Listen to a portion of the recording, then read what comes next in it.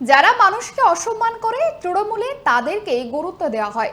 শনিবার তৃণমূলের বৈঠকে অনুব্রত মণ্ডলকে শুধু সাবধান করা প্রসঙ্গে এমনই মন্তব্য করলেন বিরোধী দলনেতা শুভেন্দু অধিকারী।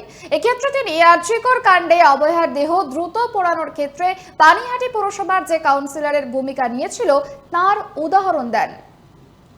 অভয়ার দেহ তাড়াতাড়ি পুড়িয়ে দিয়েছিল বলে পানিহাটির সেই কাউন্সিলর কীর্তিমান তিনি আজকে পানিহাটির পৌর প্রধান পদে অভিষিক্ত হয়েছেন। যত এই ধরনের কাজ এবং কথা বলবেন, মা, দিদি, বোন, স্ত্রী, কন্যা, তাদেরকে যত এই ধরনের কথা বলবেন, কুকথা তো নয়, মুখেও বলা যাবে না, কানেও শোনা যাবে না।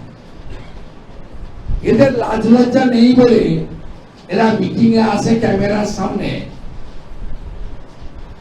রঙিন পাঞ্জাবি পরে, হাত কাটা পাঞ্জাবি পরে গটগট করে ঢুকছে। বড়মার মন্দিরে ঢুকতে দিয়েছেন কেন ওখানকার ট্রাস্টিরা?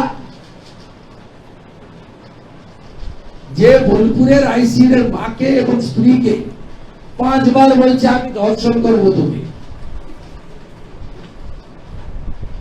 এই কোন বাংলা?